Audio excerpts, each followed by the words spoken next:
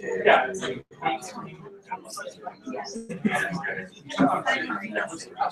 All right. Okay, we're gonna go ahead and get started. We are live streaming this tonight, so everything's being recorded. So, you know, if you don't want to be recorded, then don't get in front of the camera or don't say anything. But anyway, so my name is Jay Carpenter, and I'm the founder of Desert Blockchain.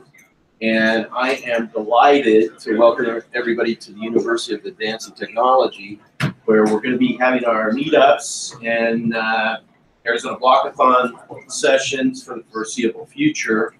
And we've been working with the folks here at UAT, and they're incredibly accommodating. And part of the reason for moving here to UAT is to get involved with the students, because they focus on game development, robotics, cybersecurity, and just a lot of areas that are really, really compatible with blockchain. And they are going to be starting a blockchain course this fall.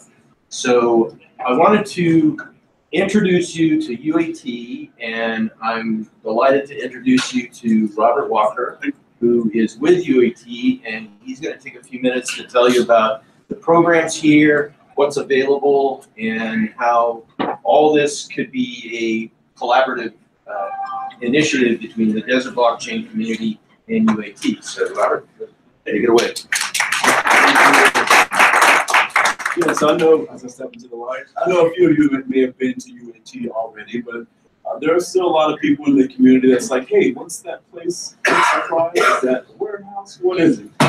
So we are a university, a full-fledged university. We've been around here since around 1983, where we started out converting degrees in technical fields like virtual reality and such. And we've definitely evolved to where we are now. We're originally accredited. We offer undergraduate degrees and graduate degrees, online and on campus.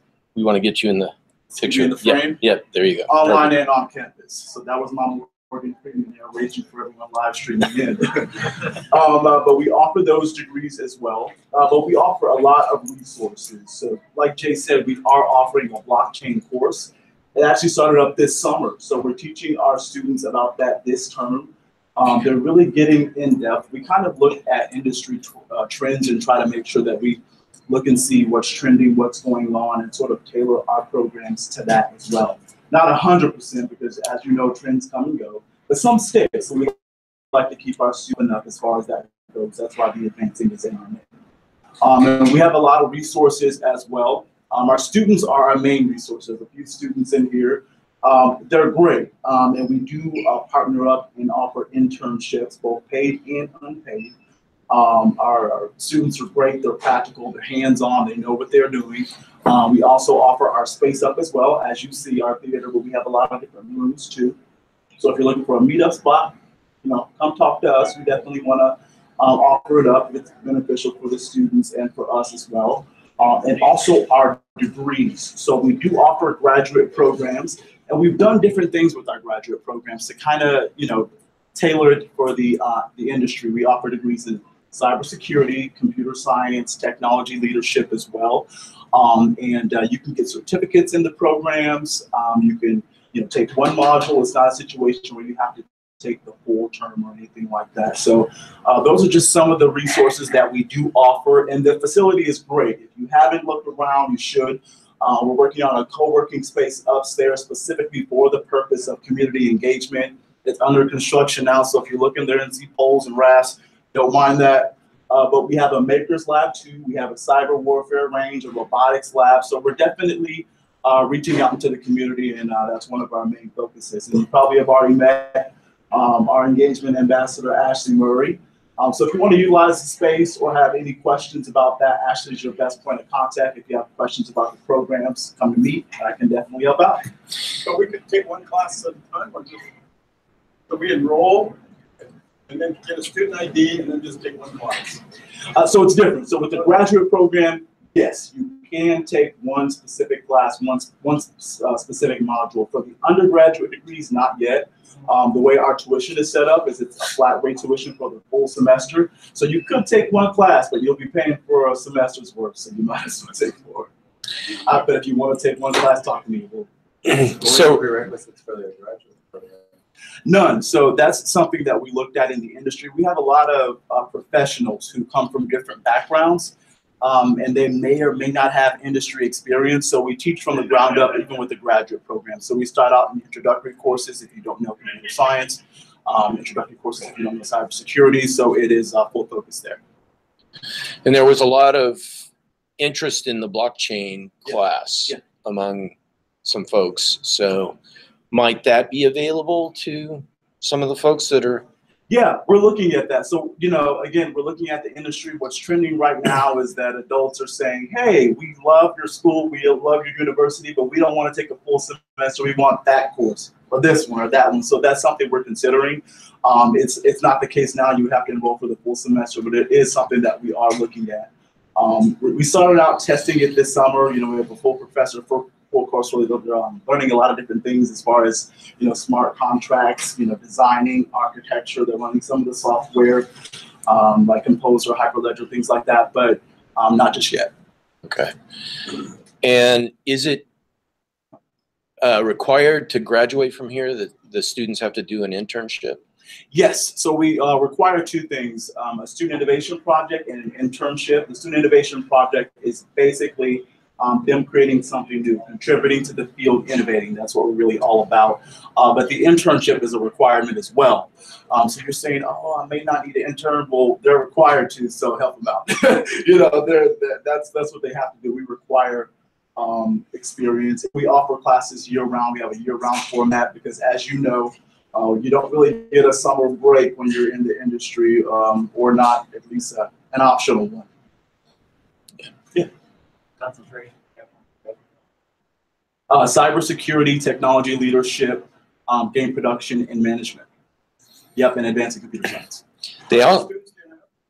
We have around 1,200 students on campus and online. Yep, private university, so we like to keep the class sizes small. It really helps the students. And about how many students live on campus? Yeah, around, I would say around 400. Yep. That's what I thought. Yep.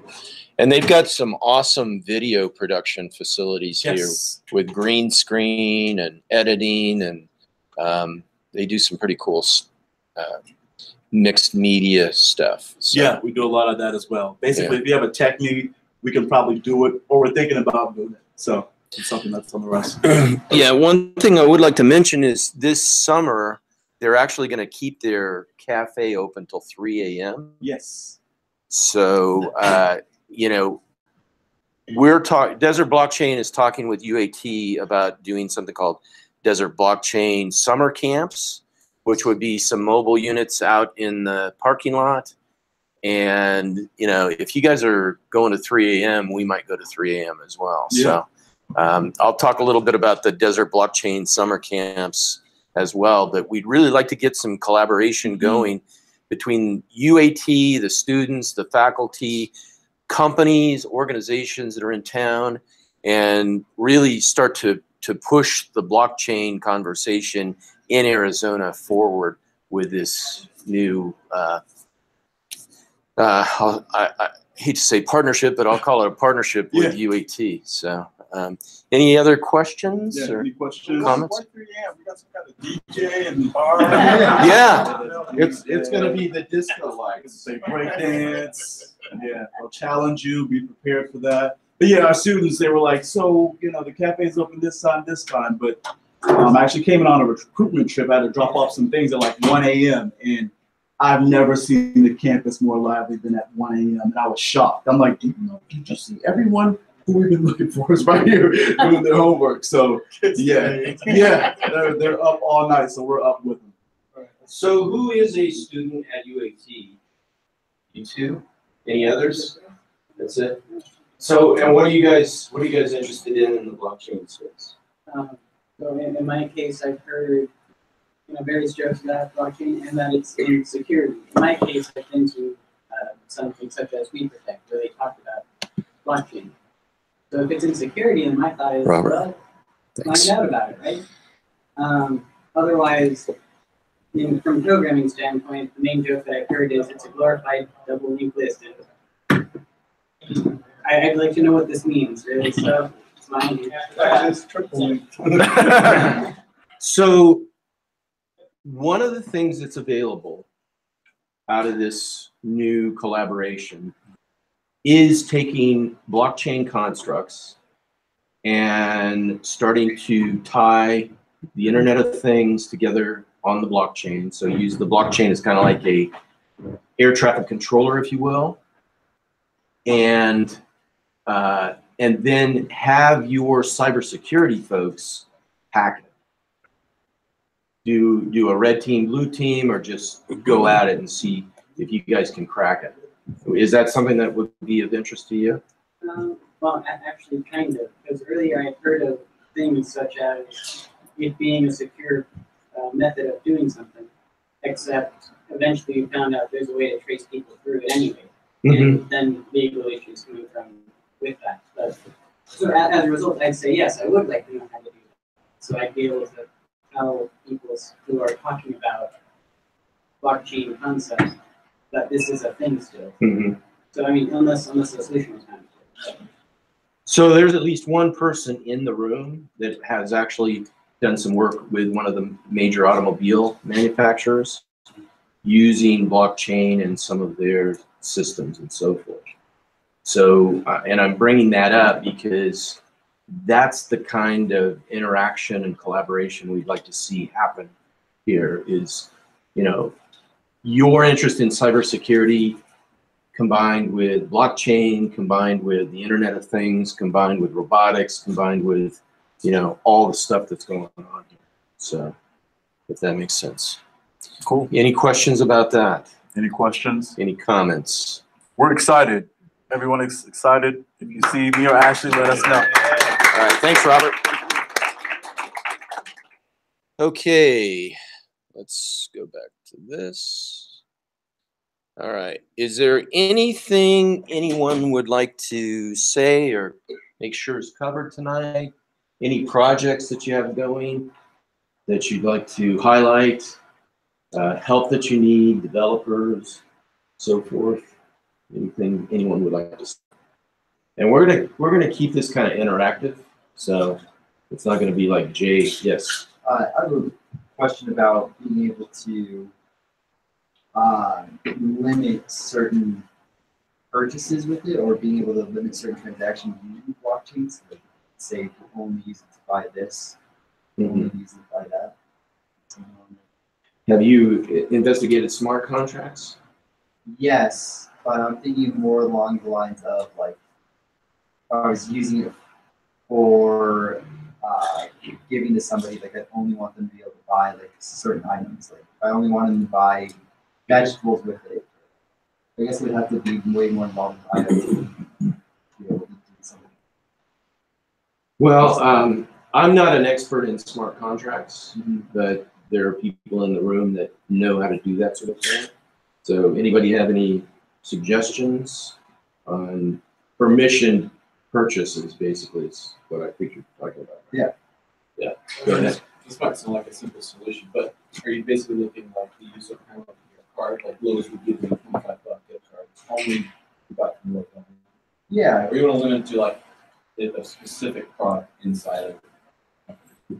I mean, it just varies. I mean, I've just kind of had a thought and idea of being able to give to homeless, but being able Like a to food stamp. kind of, but through reward system, like us being able to give money to them, but knowing that that money is only going to be used for health products, or if they set a goal for like, I want to get a job here, like it's only being used to get those items and not being used to go get work. And knowing that they are actually qualified for taking money, like panhandling for the money. I don't mind helping people out, but that's been being swindled by people that don't actually need it. Sounds like you need a side chain. Well, see, the biggest problem to technology right now is actually regulation. That's by far the biggest issue we have right now. So going out to meet like a services that actually handles that smart contract. So basically, people can purchase tokens or put money into that smart contract, and they know that that money services company that's registered in whatever state will actually issue a debit card to that individual that needs funds for whatever. They know that that debit card will only be used for purchases for food, whatever. T cards can do that too, so it's definitely doable. Okay, so that's my only thing. It's actually not so much a blockchain problem as it is Well, like a provisioning problem, yeah. I would say. But, well, in this case, it's I think it's like it's a money services thing because you essentially want a EBT card. Because the EBT card does that. So yeah, basically, but I'd like to know that they've gone through a process. That if somebody's out there, I'd like to be almost like being able to see their wallet ID, being able to see a personal identification. This is their name. This is what they're working towards. They are for sure below the poverty line, and this is how much. And almost being able to see how much money they're getting, so that it's not like a monopoly of this dude's getting all the money in Phoenix. It's being able to distribute. yeah. Nathan, would you mind introducing yourself and telling us about the project that you're working on, because it's really cool. Yeah, I'm Daniel Kieran. I'm working on project Radja. It's basically a software development platform, and essentially going to be like a decentralized data center. So we're to achieve like center speeds. We're introducing a new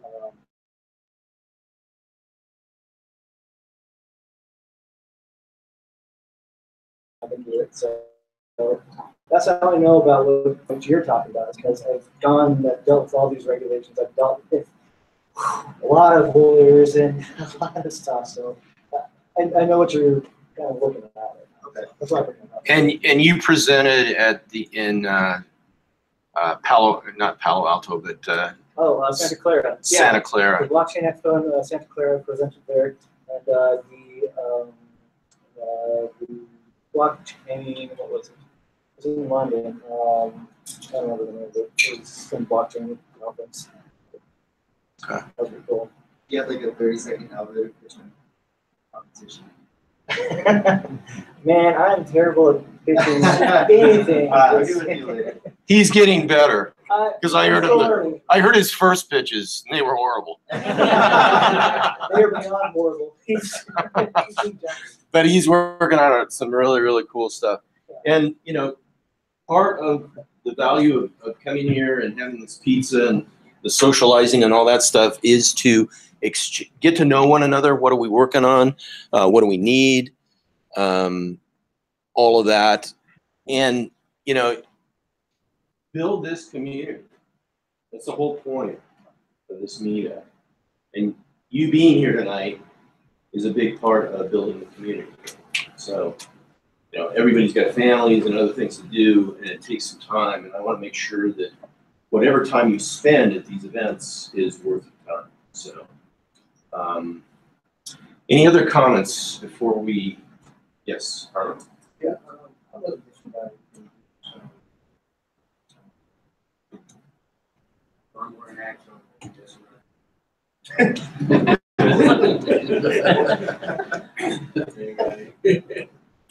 Talk to Bill. Run faster. Talk to Bill. He's your electronics guy, the wizard. So, John Paul here? Yeah, JP's here. Maybe this is the time to clarify. Okay, well, just for everybody who has or has followed EOS.io, how many here have actually heard of the project, EOS? How many have heard it's a scam? Well, I'm here to kind of, I guess, dispel or hopefully clarify a couple of those things. Maybe go over some of the common questions. I don't want to take too much time. No, go ahead. Go ahead. I know there's been questions like, well, why have, for example, an ICO for a whole year? Does anybody know the reason why you want to have an ICO for a whole year? Besides just collecting lots. Well, maybe to raise $4 billion. Well, again, some of that is derived from market demand, though, right? Well, that's true. I'm just joking. But But to answer, It was in the Wall Street Journal today, by the yeah, way. they raised $4 billion. But one of the reasons why you'd want to have a year-long ICO is exactly what you just mentioned, Jay. In this room right now, what we have is a community. We have people that have taken the time to come here and listen to the content. No one told you to come here and do it. So we know that communities are formed by distributions. And EOS or any blockchain that you guys are working on is no different than that. The value of a token is really the involvement of everybody in it. And you can't have that without having a distributed system. So to answer the question why there was a year-long distribution, or why there was a year-long ICO, is primarily to make sure that we have a distributed system of token holders all across the globe. It's really a global open source project. And for those that don't know, EOS.io is launching their project this Saturday, actually. So it's a historical event in the sense that no one actually knows what's going to happen in terms of what might be announced in terms of exciting applications that are going to be released. And it's all open source. So I've been working with people locally here to develop a community, hopefully work towards hacking it, maybe creating our own version of EOS. So there's nothing that says that you can't hack the chain and start your own version of it. So we actually expect many chains to be formed, very similar to how Bitcoin has, Bitcoin Cash and Bitcoin Gold and all sorts of variances. But I think what makes it very unique from many other projects is it's probably the first example of one of the larger blockchains that can provide some scalability. Ethereum, as great as Ethereum has been for allowing us to have ICOs, which I know a lot of us have loved and benefited from, Ethereum is very limited on transactions. Ethereum can only do around 30 transactions per second, which honestly isn't enough to run any enterprise level applications. So with EOS.io, right now, a lot of the bench testing has validated that the system is capable of supporting right now 500 transactions per second. They expect that to scale to thousands, millions of transactions per second. So it is, if they're able to pull this off, I think a quantum leap in terms of what we can see for applications built on blockchains. Couple that with a governance system, which is very different than what we have today in the blockchain space. So today, if me and you, everybody in this room, we have we sign a contract together, and we, let's say we all agree to drive a decentralized application. We're actually writers on an Uber version that's built on blockchain. Well, I decide that I JP, you mind coming up?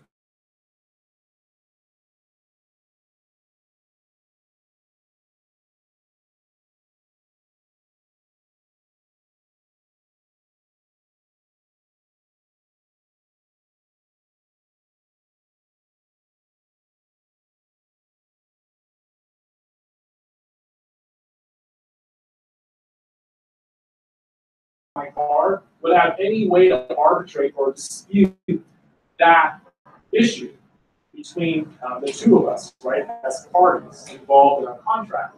So smart contract disputes, smart contract, not only things happen that are supposed to happen, but when things happen that aren't supposed to happen, we have protocols in place to work through that. We feel that's going to be an integral framework to actually making this technology change from really a smaller niche of our society to millions of people all across the globe using it, right, as a useful utility, very much the way the internet today works. I mean, we don't have 1% of the globe using the internet. We have huge swaths of people who leverage the technology, gain knowledge, right, and an understanding of different things. And blockchain is going to be no different than that. So how do we get there? And so that's what this whole project is about, and it's open source. So it's going to enable anybody in this room to participate in creating decentralized applications. It doesn't matter where you are, what your background is, if you have coding experience or not, if you're a marketer, if you're a business developer, if you're a great communicator, because it's going to take all the talent around the globe to create this new society. It's a new civilization of that's what's being built right now through the governance structure mechanism. A lot of people don't know who follow maybe EOS.io, but there's right now a block producer candidacy because EOS works on something called delegated proof of stake. Who here knows what delegated proof of stake is? Okay, a couple people. But say that the system processes transactions.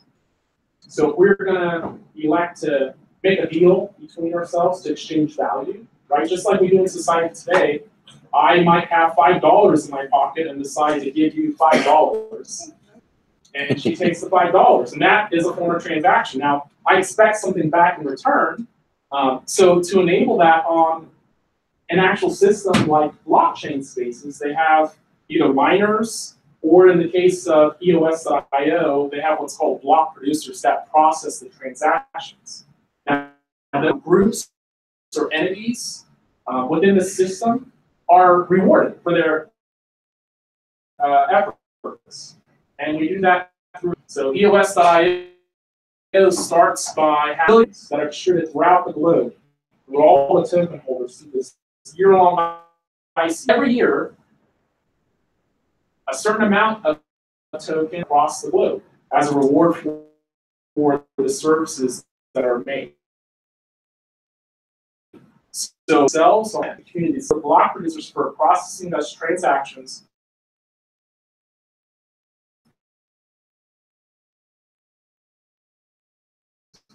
basically just added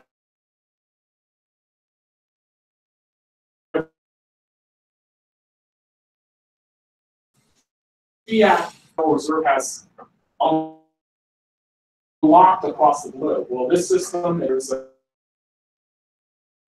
way we can actually audit that, who are helping us process, right? What would be in it for people in this room as a community? Similar to Dash, EOS.io has what's called worker proposals. So 4% is by default. 1% goes to block producers. 4% of that inflation would go to worker proposals. So our team in this room, working together, and maybe with others across the globe, to come up with innovative ideas for new tools for the community, perhaps a new app, perhaps new initiatives across different universities, right? To get the word out about how to use this technology, to come up with courses on how to actually program smart contracts. 4% doesn't sound like a lot, but when you have a coin that's worth $20, for example, and you have 1 billion coins, 4% of that would be $800 million, okay, across the globe. This is serious groundbreaking stuff that can happen, and that's right now. That's not talking about if this type of system really changes society and more enterprise companies start to get on board and start to build applications like we're seeing now. That worker proposal account could turn into billions of dollars for the society. JP, would you mind, before you answer the question, would you mind telling people about your meetup this Saturday, what the timing is and the format and all that sort of thing? Sure. Well, right now what we have is we have over the past couple weeks, and I think we've done it for a few months now, set up a series of meetings, mainly in Tempe, Chandler area, as well as Gilbert, talking about EOS.io from a technology perspective. And we actually have one of these meetings coming up this Saturday, which again is going to be a historic event because the chain is launching. Now I expect it to be a soft launch because there's going to be bugs, and I know some people have heard of bugs already that have occurred and been recognized this week, but it is a historical event just because of the potential nature of the technology itself. The actual time of the event, I believe we're looking to do that around, I think we're keeping the same time there. I think it's around 1:30 or 2. And you can find more information about that on our meetup site. So you can go to meetup.com and just search for EOS.io Phoenix. You should be able to find us there because I think we're the only EOS.io, I guess you can call it society or group, that's in Arizona at this time. But we expect and I hope that there's going to be more people who start theirs, and I'm looking to attend others and learn from you guys and help grow this ecosystem, which is going to be exciting. One question, and then we'll go on to some other things. Go. So like are your producers are basically like nodes for other, like how nodes work in other chains where chains where they're making sure the transactions are what they were. That basically what a producer is in the OS? Yes, so it works on, again, delegated proof of stake, which is a form of a consensus or a protocol that enables these groups or entities that serve as enterprise level server process transactions, and they're actually voted upon by the community.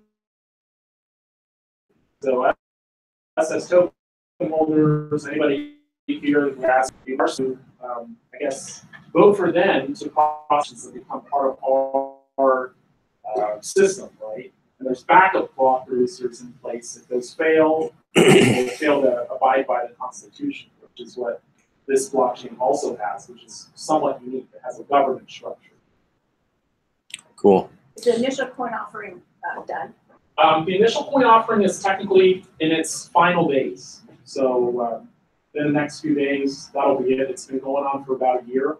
But fortunately for people, I would say for those that are interested, a safe way to play this would be not even to participate in the ICO and just to see how the technology evolves. Because again, we expect that there's going to be a lot of bugs.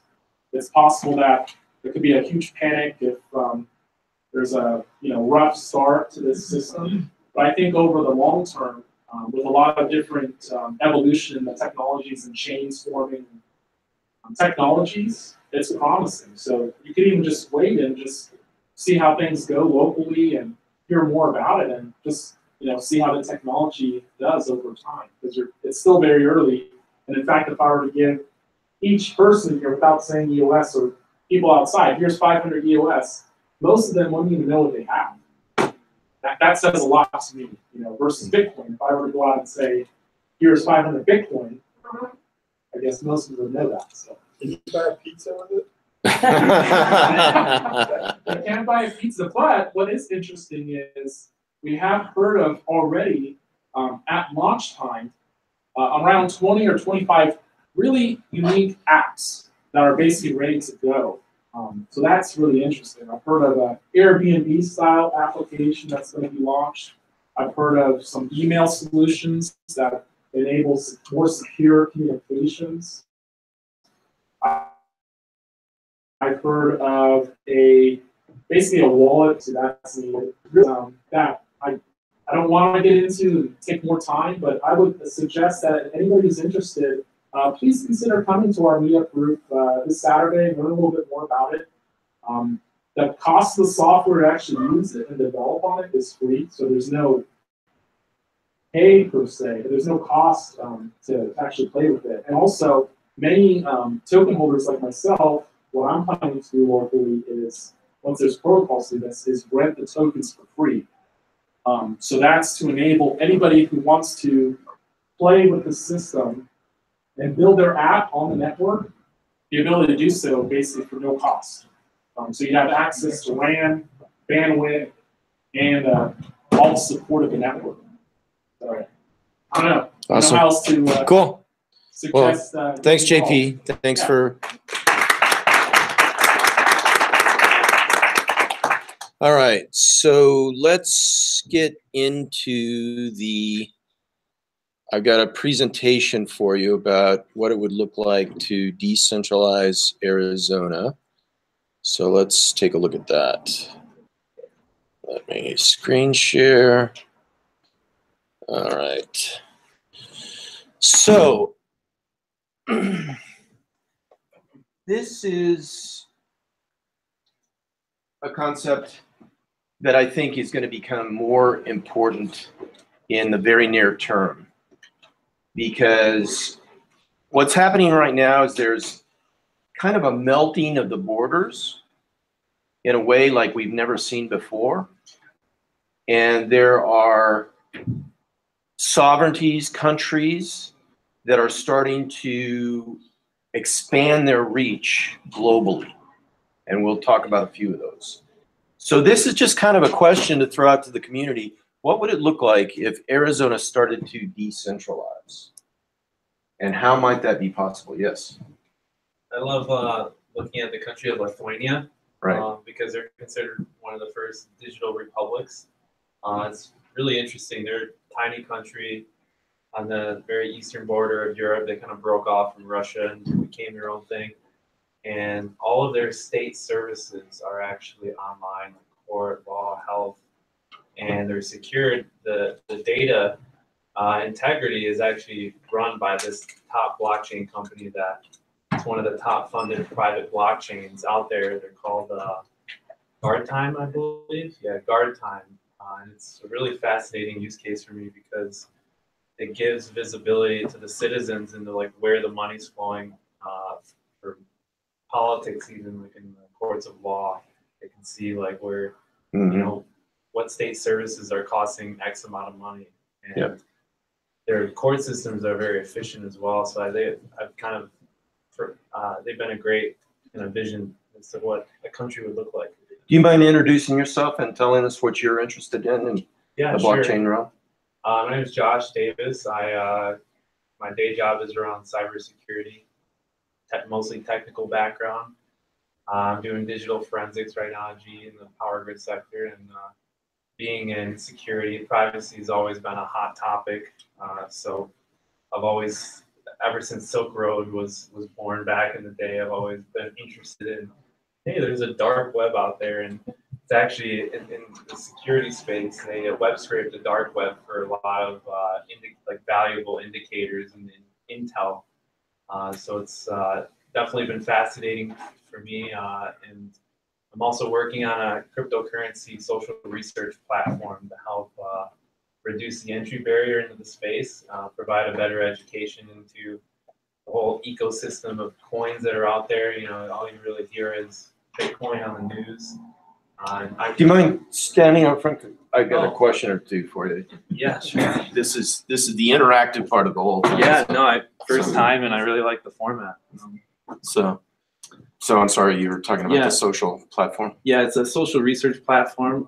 My biggest thing was helping better educate people on the ecosystem of applications.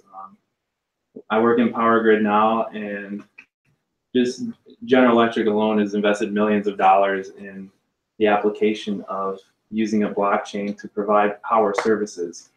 And a fun fact about GE is we actually power 33% of the world today. Not a hot spot in the news right now with the stock and everything. I'm sure some of you know, but Does that include the nuclear power too?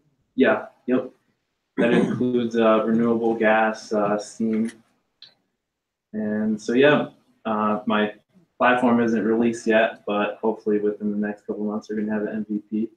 And on my list, I think I have like 75 categories or industries of different coins, whether it's, you know, power, another Spotify music app, Netflix video streaming. The applications are just, you know, blowing up, and it seems like they're duplicating by the day, and my list just keeps growing and growing.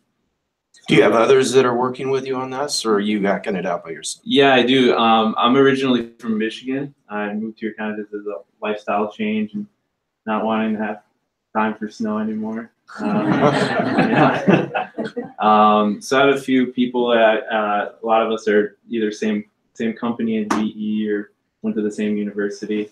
But it's a really exciting project. We got, you know, we're analyzing on the research side, we're analyzing the market. So it's a lot of data science involved there.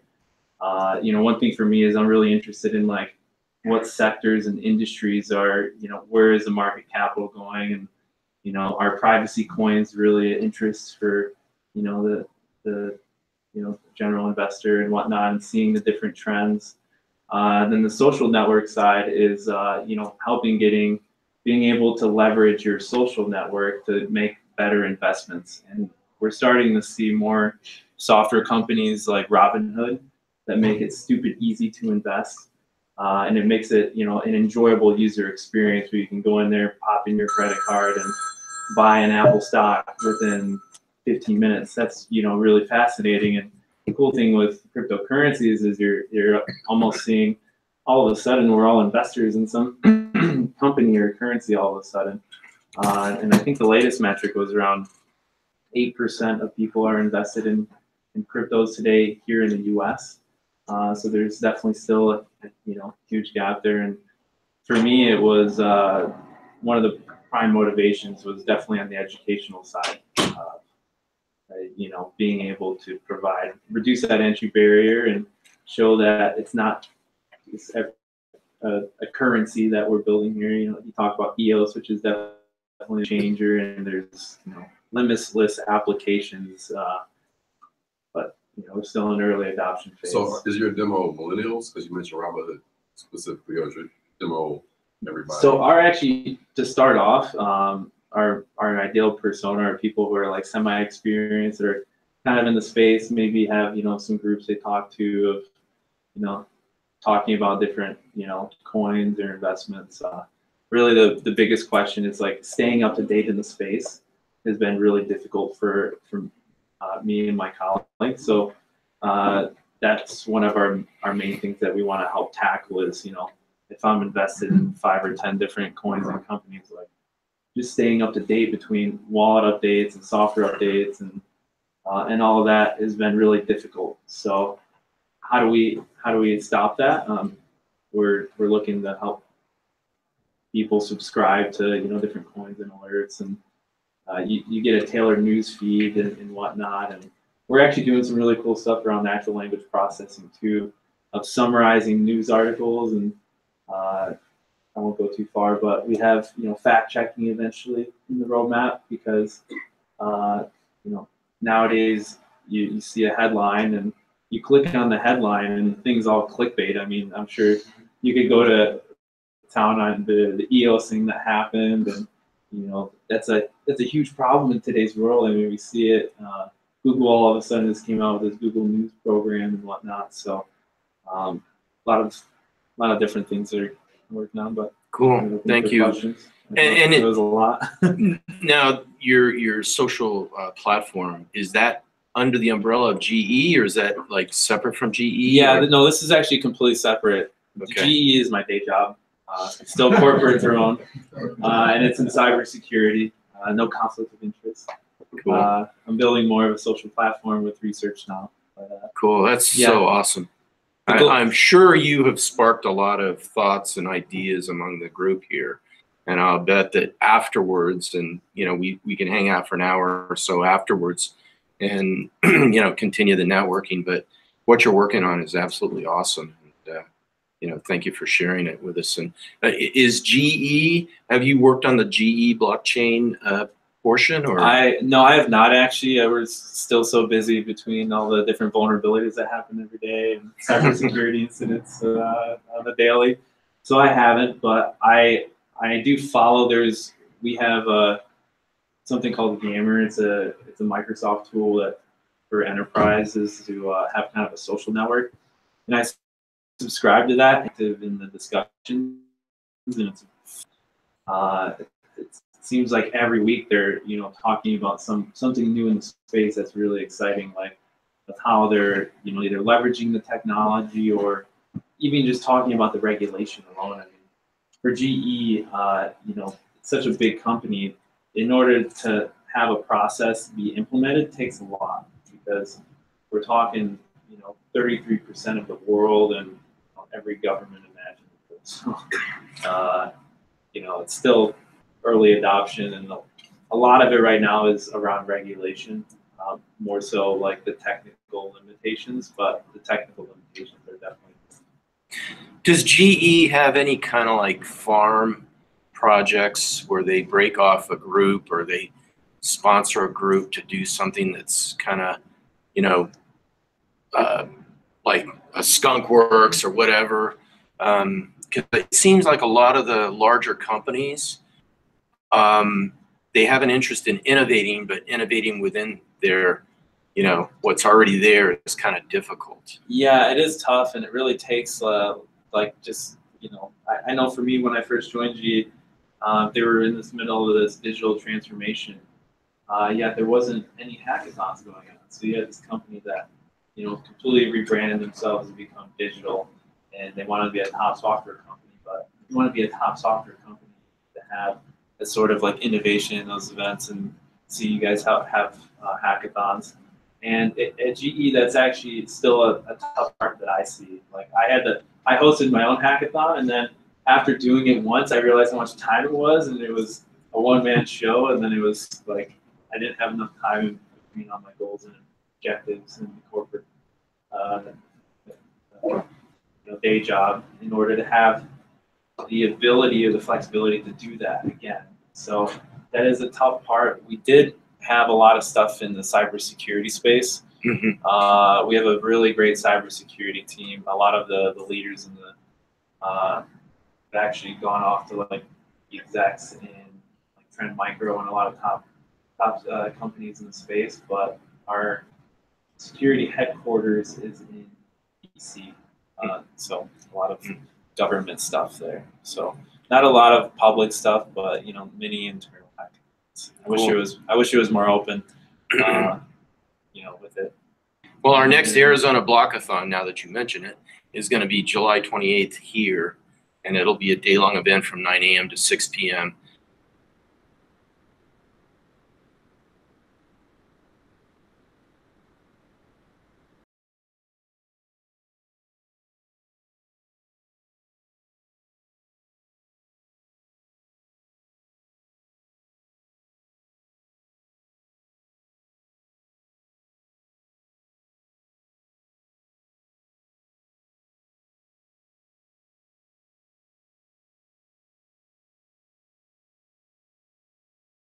User stories or correction use cases or something to tackle? We have, and they were soundly rejected by the team.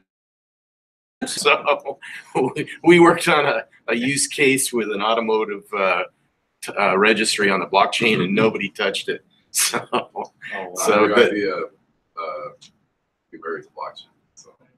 What's that? I said not every idea can be married to That's true. That's true. But yeah, we don't care. The point is just to get together. I mean, this is really awesome. You standing up and sharing all this with everybody. Would you mind putting your contact information on the meetup page? Yeah, I'd be more than happy to. Yep. Yeah. So, so thank you so much for sharing all that with us. Thank you.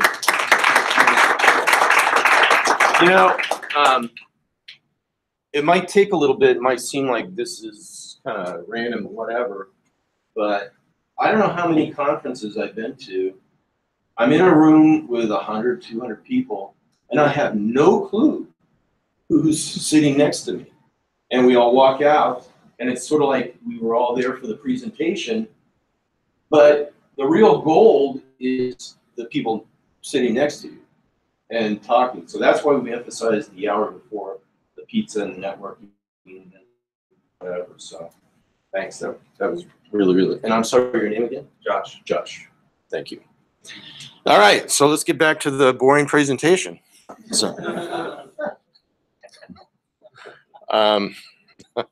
which you've all been done.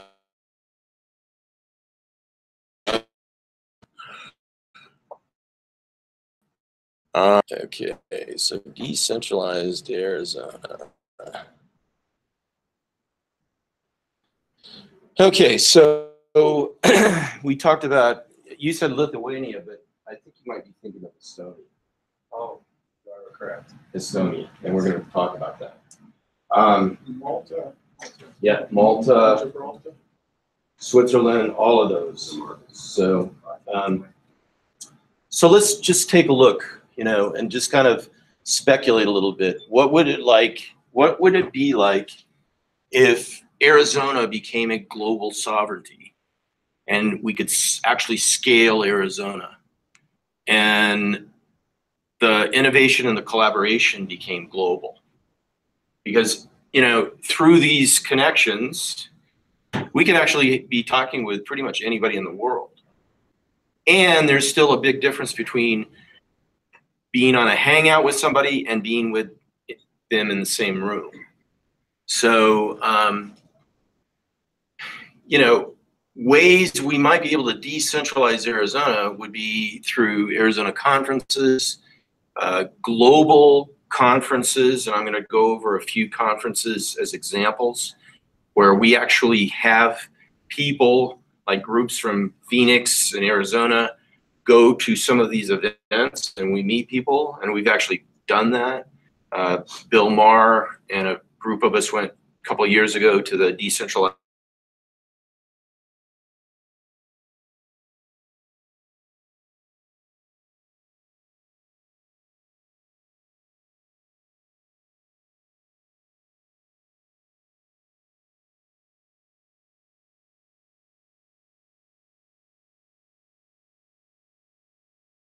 ups, and Arizona was. We're going to talk about that in a minute.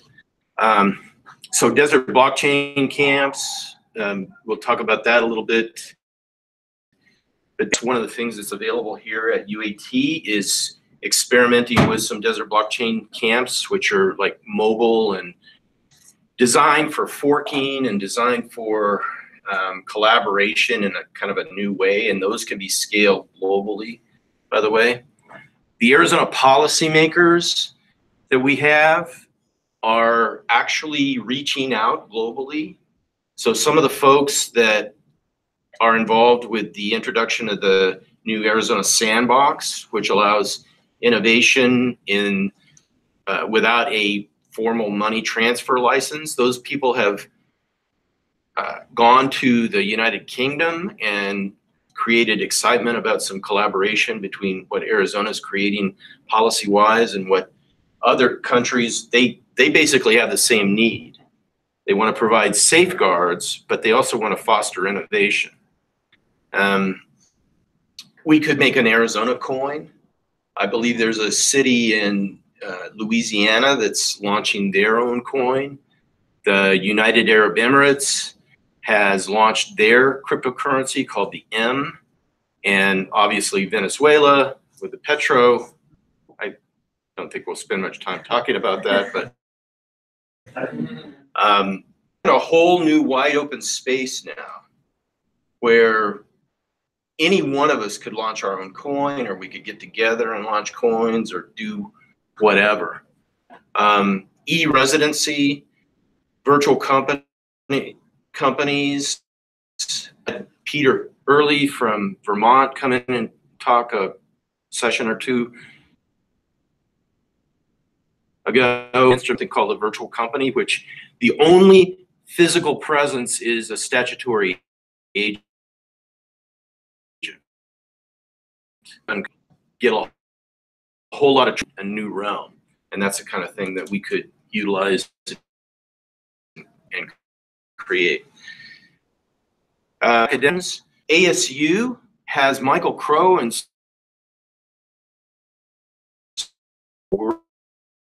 World Connect collaboration with people all over the world. A lot of the institutions anywhere in the world.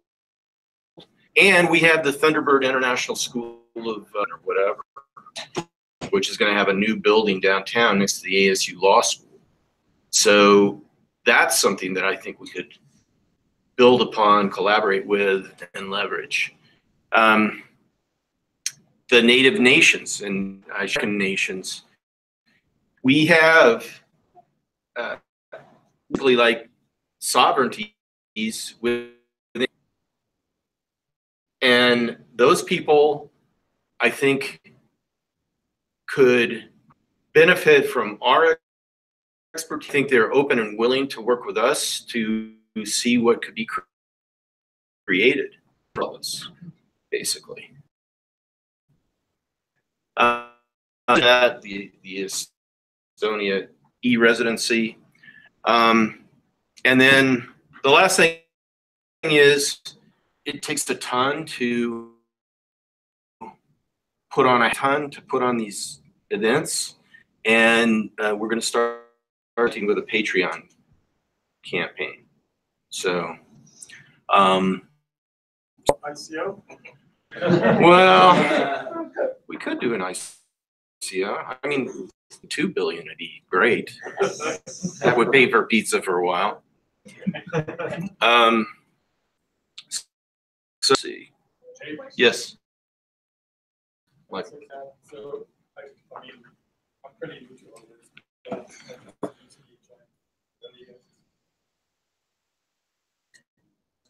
Do a good job. professional association. Yes, it's all decentralized place on that effect. Right.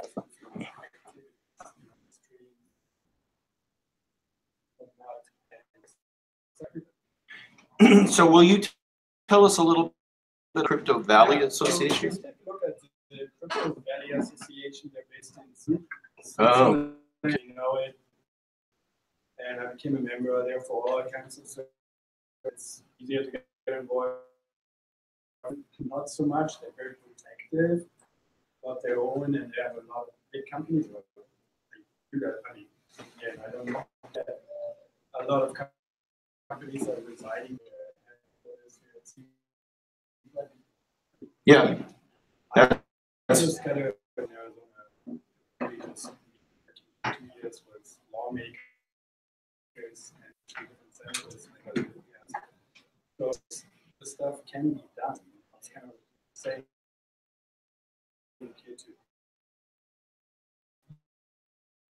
I was interested in that space. So I got to see him. Is that the? Yeah. Did they change that?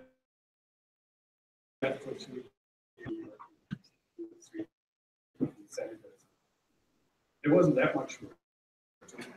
Change it from verbiage saying that you can pay your tax in cryptocurrency to eventually you can pay taxes in other forms. Like the wasn't that recent? No, that is the industrial control. Oh, okay. Yeah. So industrial.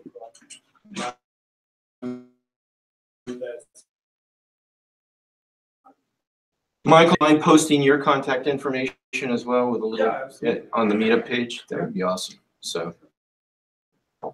Yeah, so I just wanted to say I'm personally, at this point in my life, I'm going to necessarily set up an association. But if there's other people around here who will be able to be part of it, just take a look at the association. I don't know what the associations are in other parts of the world. I think these are great ideas, and we have more of an umbrella by which to do a more professional space. I mean, not to say that this is great, this is awesome, but at some point we need to be on grassroots. Yeah, and we have a set in this state that have a vision for Arizona being at this realm. So, you know, it's up to us to work with them as you have.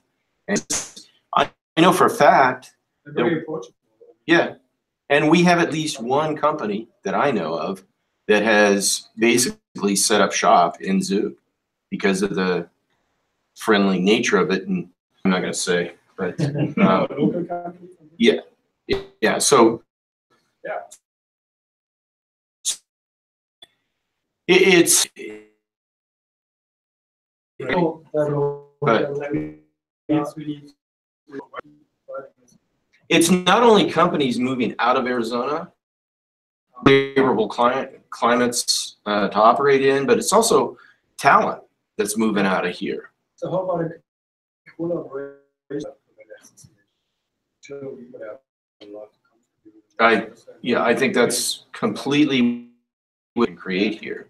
And you know, I'd love to get some sort of like system when somebody's thinking about moving out of state because they can't find a job here. And you know, I know for a fact that anyway, and that's part of what the conversation is tonight is, you know, what can be created. And hopefully we've got a meet and, you know, have people come exchange ideas and have workshops and things like that. So here's some conferences that I think are examples of what can be created. At the ASU Law School, I think 2 weeks ago, we had Governance of Emerging Technology and Science, the GETS conference. Unlike the last day, a fellow from Nigeria, and we're starting to create the possibility of a Arizona, Nigeria platform that can make a difference for people in both places. So that was an amazing conference. There were people from all over the world, and bringing people in so they can be in Arizona, they can collaborate in Arizona, I think is a key part of, you know, what we have possible here. Conferences where we can get groups and go and collaborate with other people from all over the world. IPFS, which is the Interplanetary File System, they have a, this is actually an invitation only event in Berlin coming up in July, but in November they have IPFS Lisbon, which is going to be more of a general conference. I follow 3 projects: Bitcoin, Ethereum, and IPFS, and 90% of my time is spent on IPFS. So I think it's one of the most promising projects out there. The Decentralized Web Summit, the second one will be happening on July 31st through August the 2nd. There is a contingent from Arizona that's planning to go to that. You can go to their website and sign up for the distribution list. We went in June of 2016. We had the people that invented the internet. Half of them invented the internet, and the other half are inventing what's next in the internet. So we had the team from IPFS, we had the Ethereum folks, we had just amazing talks, and I think this next one is going to be just as powerful. And the thing they're focusing on the Decentralized Web Summit is building stuff. And what I'm really interested in is building stuff. I think we're past the point of talking about all the possibilities and everything. We always will, but it's time to build some stuff. It's time to put some things that actually operate in people's hands and see what they do with it. You know, what you're doing, Josh, that's awesome. So, yes. Sorry, it's sort of on this topic because it just hit me that yesterday I came upon it when I was doing some research. So a lot of you might be familiar with GNU, right?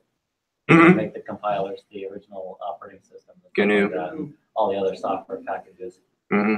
And it's, you know, it's a completely, you know, they're into the open source and free services. But when I was chasing around links on their site and looking at a lot of their supported projects, and the link, it was on their decentralized some kind of link page or something like that. And I came across, they had just put in the W3 Summit and got approved protocols for decentralized communication for decentralized applications. Mm-hmm. From application to application. You know, some of it, because as a person who's into software engineering, I'm still going to start going through it and looking at what their proposals are and stuff like that. But it's really interesting because they're, IPFS has got a head start on a lot of this on node-to-node decentralized peer-to-peer communication. And it's very simple to code, but obviously structurally it's very complicated to put together. We're talking about billions and billions of potential nodes. Yep. So, but to have an overall protocol, because it's, you don't want to get in a situation where you're competing, one system's competing against the other for some kind of dominance, right? Well, that was a cool thing, if I can interrupt you. At the Decentralized Web Summit, you had, what outside of this open source collaborative community would be competitors. You had the Ethereum people collaborating with the IPFS people, collaborating with the DAT people, and all these decentralized constructs were, BitTorrent was there. It was amazing. And for those of you that don't know GNU, GNU is the free and open source software, completely. And the main champion of GNU is a fellow named Richard Stallman. And we're in this church in North San Francisco, which is the Internet Archive. So if you can imagine this church with stained glass windows, it's owned by a fellow named Brewster Kahle, who made like 400 million or whatever. And they make a copy of the internet every day, the entire internet. So on stage is this woman who's doing a rap, because there were all these kind of crazy presentations. So she's up there rapping about GNU software, and Richard Stallman walks in and hugs this woman, and she just goes, it's actually on their recordings, but it's one of those serendipitous things. There was Tim Berners-Lee. It's like, it was amazing. If you're interested in that, there's going to be a group that's going to do there.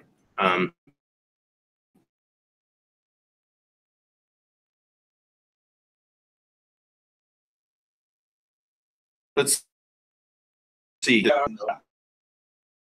Yeah, go ahead. Talk about. You mind standing up? Sure, yeah. So my name's Scott. My alias is XMAR Scott, mainly because I work with the Monero project. So Monero contributed to those Monero, which is basically a privacy-focused coin. DevCon itself is a conference in Las Vegas. This will be its 26th year. It's basically a conference for hackers, or even just people who are interested in hacking. So within DevCon itself, you have villages focused on particular topics. So like last year, we had the voter booth hacking village, where, you know, people broke all manner of voting booths to show that how vulnerable our systems really are in like a matter of hours, which is insane. We have IoT hacking village. This year is kind of the first year we have a cryptocurrency focused village in terms of the Monero project. We're collaborating with a group called the Blockchain Open Security Group, and we will have a actual village at DEF CON, and we have a call for papers that ends actually June 5th. So if you want to give like a demo, a workshop, a short, medium, or long talk on not necessarily Monero, but like something security related within cryptocurrency or crypto asset space, you can go to bcosvillage.org, and I can put the info in. If you could post that on the comments. But basically, we're doing a call for papers. So if you have something within kind of that general realm that you want to talk about, we'd be glad to have you do, you know, that workshop or, you know, that demo or that presentation. And just because, I mean, even hackers. So one of the people in the community went to Layer 1 recently in last week, I think. And even within the hacker space, you know, people you think would be pretty technically savvy, they aren't familiar with cryptocurrency. And so the idea is, you know, educating people who are more technically literate and maybe might be able to more quickly grasp and contribute technically to, you know, the space in general. So yeah, again, it's August 8th through 12th, Las Vegas. Badge to get in is $280 in cash. It's DEF CON. They're hackers.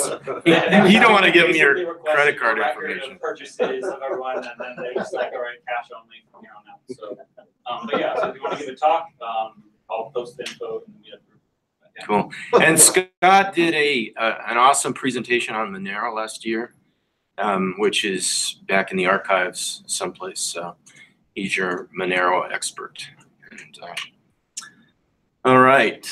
The Silicon Valley Ethereum meetup has about 4,600 members, and some of us have gone up to that meetup.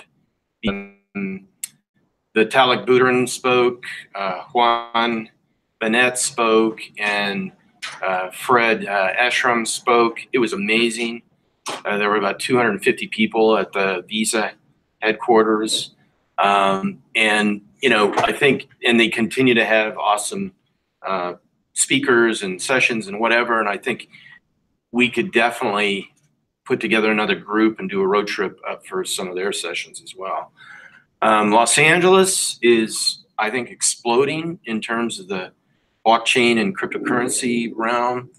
And that's, you know, what, a 6-hour drive. So they're a little too ICO centric for my taste, but whatever. Then the technical education and jobs, basically this is what's happening elsewhere. This article came out, top 20 cities for blockchain jobs, no mention of Arizona. So we have an opportunity to do something about that. You know, we have a company called Acronis that moved into Phoenix, International Cloud Services Company. They're building a $10 million R&D facility in Scottsdale, and they're looking to hire like 50 developers in the next year. And a big part of their service offerings is in blockchain. They're very, very interested in blockchain. So if we're going to continue to attract companies like Acronis, and then some of the incumbent companies, some of the large companies are building departments in blockchain, it's mandatory that we build our technical community. And that's part of what the Arizona Blockathons are designed to do. So anyway, I'm really interested in this. And next time this report comes out, I'd love to see at least Phoenix on the map. So, You know, yes. Cross, and I followed up afterwards and looked to see if I can get a hold of the team. Mm-hmm. And it turned out it wasn't really a very deep research project. Mm. And a lot of it was like focus on just top people and kind of basically they were being paid by the VCs to come up with this data set. So Bill, don't spoil my talk. I'm trying to get everybody fired up here. Don't confuse us with the facts. Anyway, the punchline here is that I got a hold of the economic development people here in Arizona, and there is such a thing, it turns out. And they're also going to be on it. They're saying, okay, they're trying to come up with data that basically counters this. Yes. Yeah. So well, I'm hoping that they will get together and get us on the list. Yeah. There's a lot more activity going on. It's really not about being on the list. It's about building the people that can build stuff here in Phoenix. So yes. I'm actually building a business here in Arizona. Report data. Working in real time.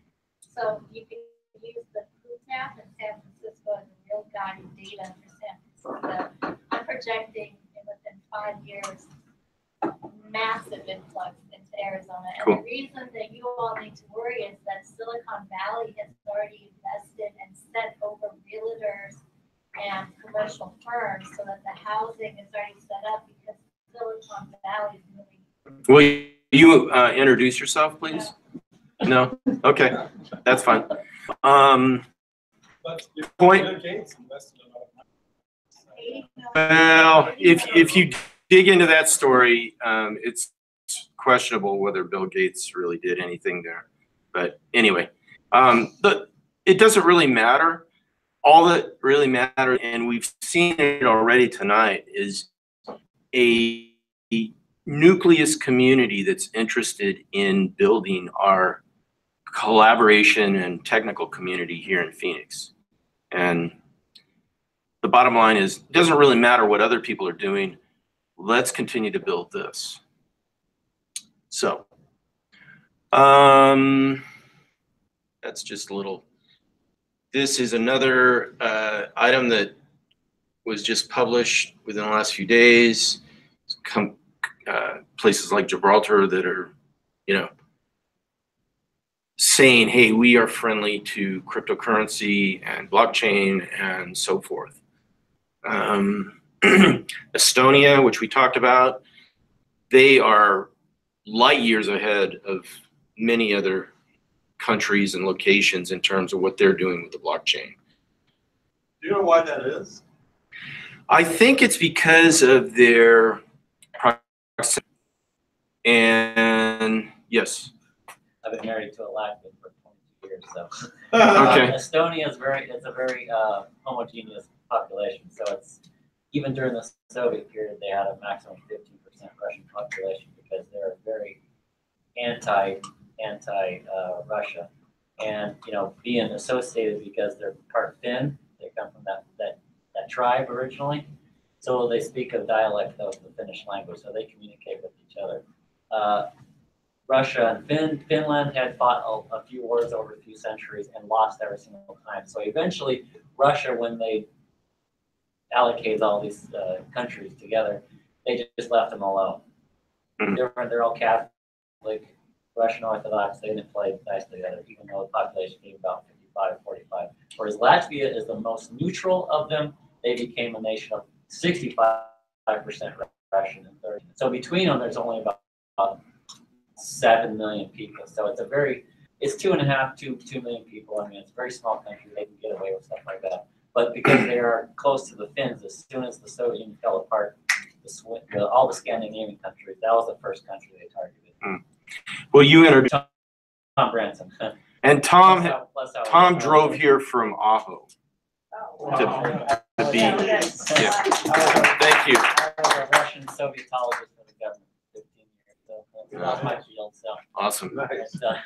Yeah, Tom participated in the last Arizona Blockathon, and I think it's really awesome that you drove all the way here to be here tonight with us. Yeah, it sounds like I want to be more active, as things slow down. We don't I've had 2 after government, and then for the past 15 years, I've owned businesses in a small town in Alabama. And we're winding that down. We have a really smart. We just like to get her, on career change. So I'm doing my graduate work somewhere. And I just, privacy, I'm really into fast a couple years ago, even though I didn't understand. I'm studying it, therefore I understand. I'm trying to understand all of this. So that's just where it is experience. I'll ask them probably a lot of dumb questions that might be for beginners, but part of the learning process. Awesome stuff. Thanks, Tom. And if you haven't looked at the pictures of Estonia, take a look, because I'll go there in a heartbeat. That place is beautiful. Yeah. We're even thinking about moving back home to our country. Yeah, it's cool. And all of us could be, like, for $500, we could all become e-residents. So there's a global citizenship movement that's underway. And that's part of this whole notion of what would it look like if it was decentralized. Yeah, you throw in them all there. Yeah, true. So this is with Estonia, I think it's interesting. They've always had a photography community there. That's been research paper. The result of this. Yeah. Skype was invented in Estonia. And a few other unique applications out there. So, showcases the relationships between like some private companies, like state services that are now online, and they have like their data integrity, like I mentioned, your DARPA administrative spent millions of dollars data integrity protocol, which essentially they unhackable. And Department of Energy, and this is an Estonian company, right? This movement, and they secured their nation, with this private company, and you're seeing these partnerships. So I think the cool thing for me is, the stuff that you're talking about growing, reference what Estonia pulled off, and the process worked for them, and now they're becoming global in the sense of beyond even they're becoming citizens of their nation, and we're power plants with this next generation technology that they came up with. Very cool. That's what free tuition gets you, right? Well, thank you. Thanks, Josh, for sharing that. And here's a type of event that I would love to see happen. And, the Desert Blockchain summer camps are inspired by this, but this is the Chaos Communication Camp. This happens like once every 4 years, and it's about 4,000 people that get together. That's a overhead shot of it. They basically just go out and they build a city. Yeah, but this is what I think could start to put Arizona on the map, is have an event like this where you bring people in from all over the world to have a huge, not only workshops and hackathons and everything else, but start to build a global community. So I said only during the winter. Well, yeah. I don't know. We can do some fun stuff during the summer too on the lakes and blah blah blah. So anyway, and this is what I am hoping to have out in the parking lot of UAT in fairly short order, which is a bunch of just trailers that we can start to experiment with in terms of, you know, not sitting in trailers, but basically creating a dynamic community that can experiment with something that's mobile, something that can be customized. Imagine you had one of these for yourself, and you could customize the entire interior of it with, you know, video, lighting, virtual reality, augmented reality, all that stuff. So that's the vision for the Desert Blockchain summer camps, and I've done a more elaborate presentation that actually focuses on some aquatic projects that could be incorporated into this summer camp idea, and you can click through to that. This is a great video on UAT where they fly around the whole campus with a drone. I recommend you take a look at it to get acquainted with the campus. And here's where we're at, and that's how you contact me. So that's the kind of I think the possibility for decentralizing Arizona.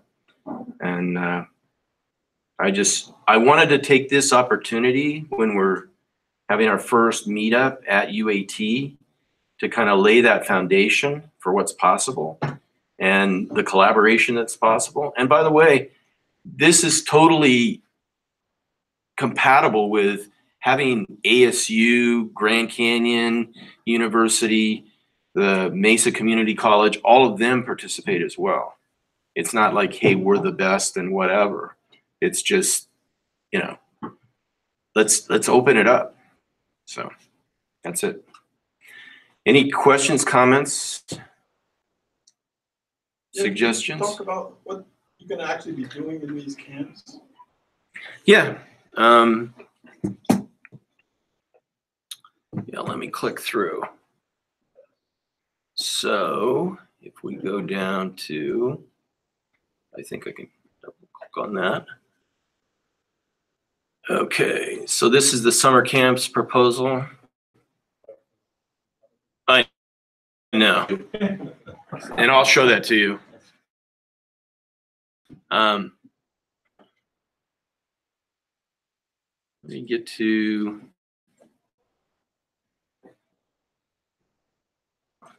let me see if I can show you the coolest of the cool. Give me my speaker. Oops. A is which is combining blockchain with IT security, and I starts to build a path of what's possible that we were earlier with cybersecurity and IoT and blockchain. Okay.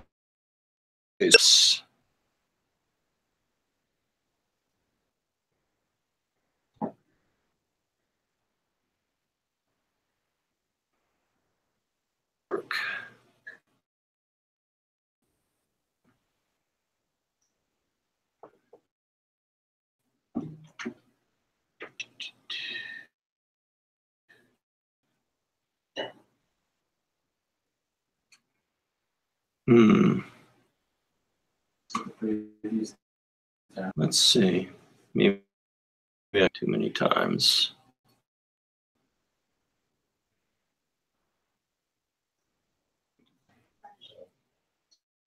Yeah.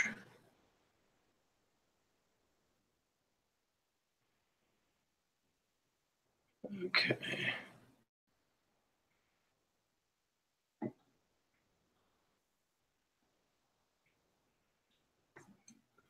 That's it. So we can click this one.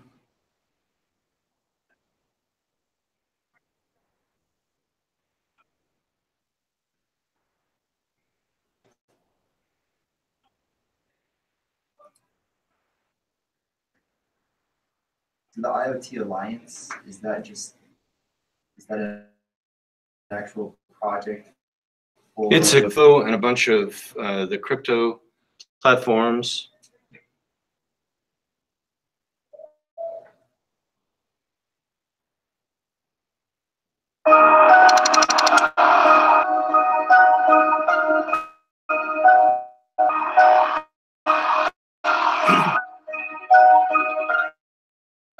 That's all water droplets.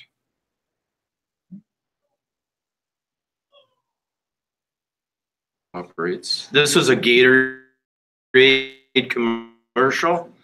Yep. It's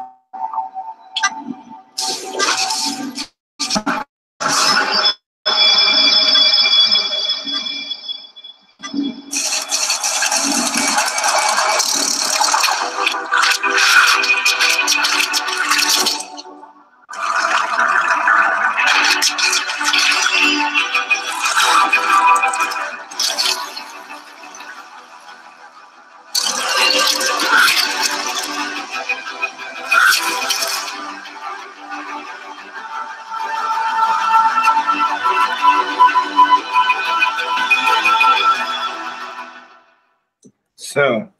All they need now is that little.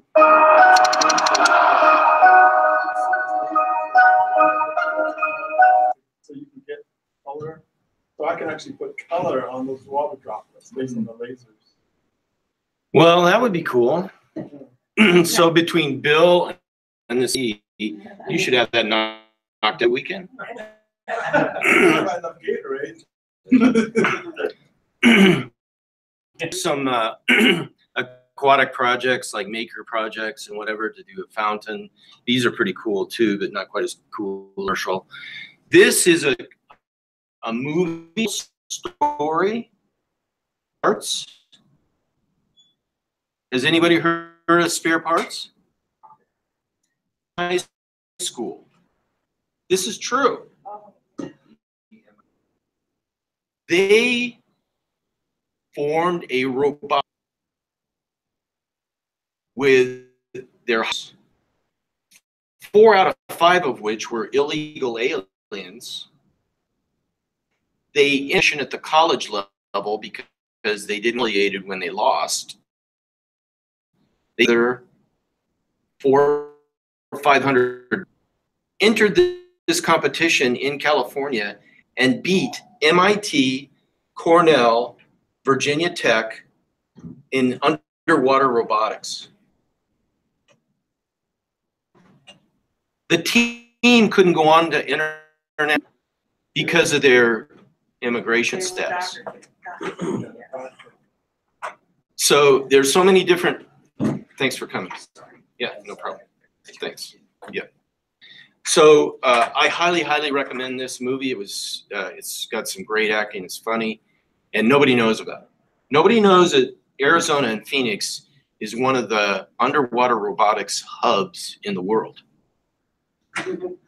And the coach still does competitions out at Chandler High in the pool. You know, you guys didn't know that. Here's an article from Wired about it. This is Burning Man. I need to go there. This is a podcast on Burning Man that I think is really cool. Here's the, oh yeah, yeah. This is something called Meow Wolf, which is an experiential installation that started in Santa Fe and now it's expanded to Denver and Las Vegas. This is, I haven't been to it, but it's amazing, and I think we could build something like this. That's a video of it. This really. This is something that happens right here in Mesa. It's called Circus Farm. It's in somebody's backyard, and they do this amazing circus with fire. Here's two people dancing. I encourage you to watch this video. It's really cool. And you know, I don't want to tell my insurance agent about this, but I think this could be really cool to, we wouldn't do this, but we could have them come and perform. So The water guy there, right? this is assistive technology. I'm not going to play this, but when I saw it, I cried. It's about taking people that have certain restrictions, let's say, and adding technology so that they can start to do what we do. Recommend you take a look at that. So anyway, yeah, I've done a little pro form on the costs and stuff like that, but anyway, that's an elaboration on the Desert Blockchain summer camps. So Yes. the camps aren't necessarily just designated to blockchain, but to kind of No. foster innovation to maybe come back to those things. Yeah. Okay. No, the blockchain is just, again, like an air traffic controller, a skeleton to coordinate things. And it's also quite possible that we could create cryptocurrencies within the community to exchange and learn about cryptocurrency and whatever. It's not that big a deal to do that. So anyway, we are, that's basically about all I have. And we will stop the infinity of mirrors. Thank you, Jay. Yeah. All right. So before we leave, I encourage you to stay around and network out here, get drinks, whatever. Session will be June the 27th here, and I'm working on getting someone from the Attorney General's office to come and talk to us about the FinTech Sandbox that should be available and active by August the 3rd. And talking about how do you apply, what's the process and all that sort of thing, so that we can open up and build some stuff that people can use. Yes. Go ahead. Did you have a question? Okay.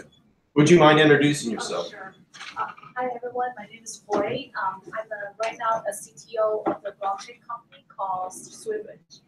So if any questions about blockchain, I'm very interested in innovation.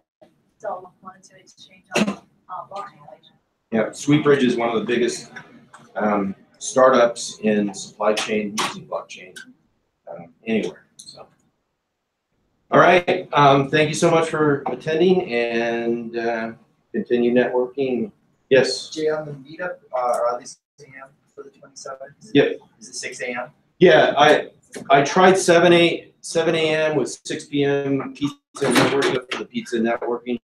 So I'd rather you be here and sitting waiting for the thing to start at 6 p.m. and say, yeah. Oh, I said AM? Yeah, it says AM. Oh, really? So I just said Well, that's for the early birds. Yeah.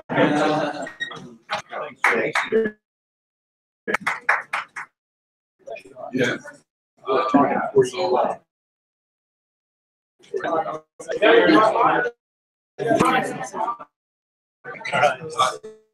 Thank you, Jake. All right. Hi, Jake. Hi. Nice to meet you. I'm Ashley. Hi, Ashley. So Robert. Let me shut this down. Oh, totally. Hang on.